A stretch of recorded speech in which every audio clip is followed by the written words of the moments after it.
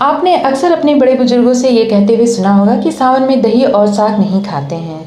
तो आइए जानते हैं कि सावन में दही और साग क्यों नहीं खाते हैं, क्या है इसके पीछे धार्मिक मान्यता और वैज्ञानिक कारण भी जानेंगे साथ में। नमस्कार दोस्तों, मैं आपका आपके अनुपम जीवन चैनल पे स्वागत करती हूँ। अगर आप मुझे पहली बार सुन रहे हैं, मेरे चैनल पे नए हैं, तो चैनल को सब्सक्राइब करें, बेल आइकन प्रेस करें ताकि मेरी वीडियो की हर नोटिफिकेशन आप तक पहुँचती रहे। सावन का महीना शिव भक्तों के लिए बहुत खास होता है। सावन के हर सोमवार को लोग व्रत करते हैं और पूजा पाठ करते हैं। इसके साथ ही सावन में खान पान को लेकर कुछ मान्यताएं प्रचलित हैं। सावन के महीने में लोग ठंडी तासीर वाली चीज़ों का सेवन करने से बचते हैं। ऐसे में शिव जी की भक्ति के अलावा इन दिनों में क्या करना चाहिए, क्या नहीं करना चाहिए, इसका भी विशेष रूप से ध्यान रखते हैं। तो आइए जानते हैं कि सावन में दही क्यों नहीं खाते हैं। सावन के महीने में पूजा पाठ के अलावा खान पान से जुड़े कुछ नियमों का पालन करना भी जरूरी माना जाता है। सावन के महीने की शुरुआत 22 जुलाई से हो चुकी है। यह महीना हिंदू रीति रिवाजों के हिसाब से काफ़ी महत्व रखता है। ऐसे में लोग अपने दैनिक जीवन में की जा रही गतिविधियों में काफ़ी बदलाव करते हैं। इसमें लोग रहन सहन से लेकर अपने खाने पीने का भी पूरा ध्यान रखते हैं। आइए जानते हैं कि सावन में खान पान से जुड़े कुछ नियम और मान्यताएं। आपने कई बड़े बुजुर्गों को अक्सर यह कहते हुए जरूर सुना होगा कि सावन का महीना लग गया है, इसमें यह करें या न करें। यहाँ आपको बता दें कि सावन के महीने में कहा जाता है कि आपको दही और साग से परहेज करना चाहिए। इन चीज़ों के पीछे धार्मिक कारण होने के साथ साथ कई वैज्ञानिक और आयुर्वेदिक कारण भी हैं, जिसकी वजह से इन चीज़ों को खाने के लिए मना किया जाता है।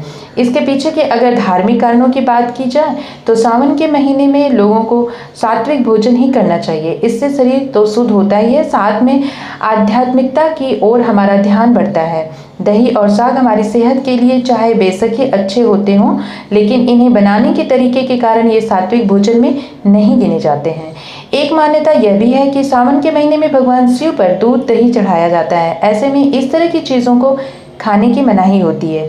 वहीं इसमें कई पुजारियों और पंडितों का कहना है कि हम जो चीज़ भगवान शिव को अर्पित करते हैं उसे भोजन में शामिल नहीं करना चाहिए। अगर इसके पीछे के वैज्ञानिक कारणों की बात करें तो यह माह शुरू होते ही बरसात का मौसम शुरू हो जाता है। ऐसे में पर्यावरण में जीव जंतु कीटाणु और विषाणु पनपते हैं। ऐसे में पत्तेदार सब्जियों का सेवन करने से बचना चाहिए और साग भी एक पत्तेदार सब्जियां होती है। हम सभी अच्छी तरह से इस बात को जानते हैं कि दही बैक्टीरिया से तैयार होता है। ऐसे में इसे खाने से आप कई तरह की बीमारियों से घिर सकते हैं।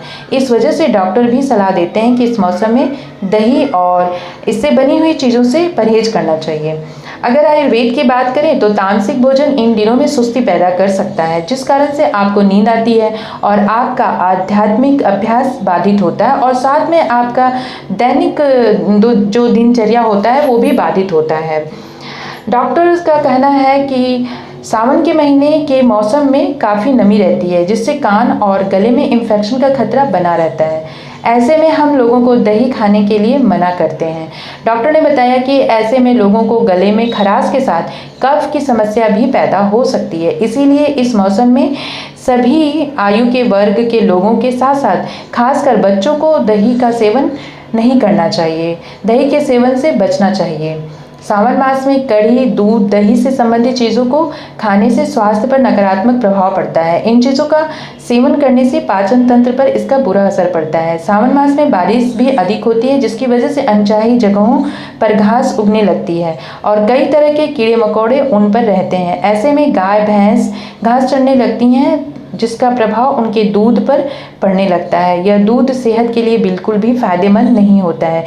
इसीलिए इस मौसम में दूध दही से संबंधित चीज़ों का सेवन करने की मनाही है, या फिर जितना कम हो सके उतना कम इस्तेमाल करने की सलाह दी जाती है।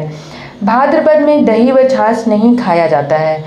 चतुर्मास के तीसरे महीने आश्विन यानी कि क्वार में दूध करेला खाना वर्जित बताया गया है। चातुर्मास के चौथे महीने कार्तिक में लहसुन, अरहर और उड़द दाल, प्याज, बैगन, दही, जीरा का सेवन करना वर्जित बताया गया है। आशा करती हूँ कि आपको ये जानकारी अच्छी लगी होगी, तो वीडियो को लाइक और शेयर करें। अपने दोस्तों और करीबी रिश्तेदारों में इसे शेयर करें।